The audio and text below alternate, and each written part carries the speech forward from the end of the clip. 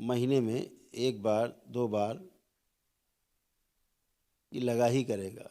एक बार, दो बार, तीन बार, चार बार, जगह जगह लगेगा, आयोजित होगा पूरे देश में ईश्वरीय आनंद दरबार के नाम से। उसमें लोगों को जो मानसिक कष्ट है उनसे उनको छुटकारा दिलाने के लिए ये निःशुल्क दरबार पूरे देश में लगेंगे, जिसकी शुरुआत दरबार से हो रही है और 25 जनवरी से हुई बाबा के जन्मदिन के अगले दिन से ये दरबार शुरू हो जाएगा। इसमें ध्यान साधना के द्वारा,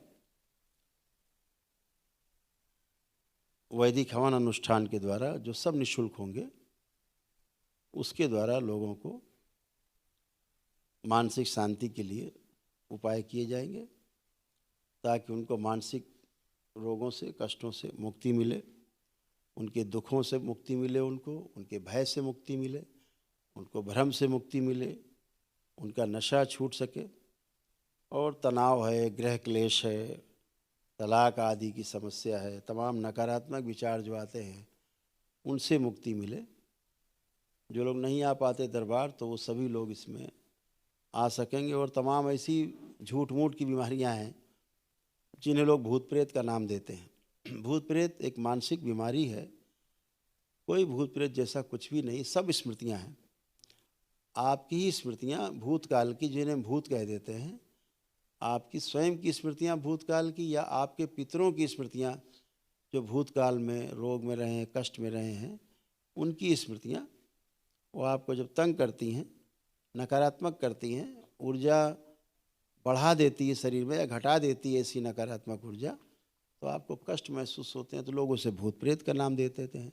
ऐसे अंधविश्वास को ख़त्म करने के लिए भी जगह जगह ये सब आयोजन आनंद ईश्वरीय आनंद दरबार के रूप में होगा, पूरे देश में होगा। यह साथ ही एक इससे अलग एक और कार्यक्रम दरबार ने बनाया है, ईश्वरीय आनंद यात्रा के नाम से, जो इस पूरे 2026 में एक टूर हुआ करेगा, जिसमें हम स्वयं रहेंगे साथ में।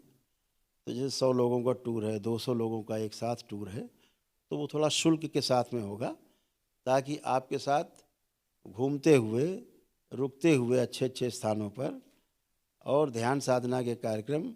लेकिन ये कार्यक्रम उनके लिए होगा जो दरबार से दीक्षित भक्त हैं, उनके लिए है। ये उनके लिए संभव नहीं होगा जो दरबार से भी कोई वैदिक प्रक्रिया नहीं की है या दीक्षा नहीं ली है, उनके लिए नहीं है। ये दरबार के दीक्षित भक्तों के लिए है, वो चाहे मंत्र दीक्षा में हो, चाहे वो तंत्र क्रिया योग की दीक्षा ले चुके हों, उनके लिए यह आयोजन होगा कि ईश्वरीय आनंद यात्रा के रूप में होगा। तो कहीं हम लोग रिसॉर्ट्स,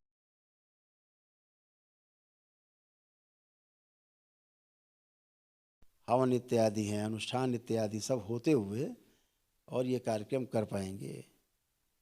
इस तरह से भी हम लोग उस आयोजन में आगे उसको बढ़ा पाएंगे। एक तो इस तरह का फेस होगा, एक फेस इस तरह का होगा जो बहुत ही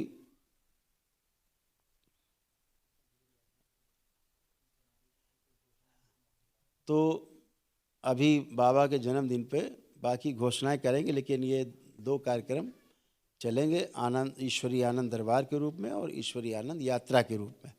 दरबार जगह जगह लगेंगे लोगों को कष्टों से मुक्ति के लिए, जिनको ज़्यादा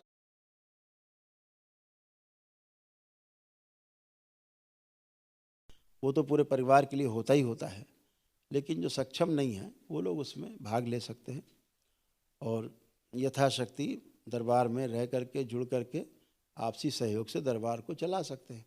सक्षम लोग हैं अपने अपने जिलों में कार्यक्रम कर सकते हैं।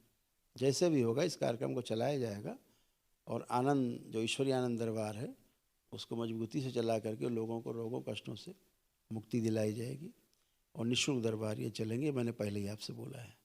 तो और भी जो कार्यक्रम योजनाएं हैं वो बाबा के जन्म दिवस पे इसकी घोषणा होगी, लेकिन 2 कार्यक्रम आगामी तय हैं। एक पूजनी बाबा जी का जन्मोत्सव 23 जनवरी को और 24 को आनंद दरबार यानी ईश्वरीय आनंद दरबार जो 24 जनवरी को होगा। उसमें सभी लोग, बाहरी लोग भी जो कष्ट में दरबार से कोई प्रक्रिया नहीं की है या पद यात्रा किए हुए लोग हैं, कुछ भी, सभी लोग उसमें शामिल हो सकेंगे। हर तरह से दीक्षित हैं या दीक्षित नहीं हैं, सभी लोग शामिल हो सकेंगे उस आनंद यात्रा दरबार में।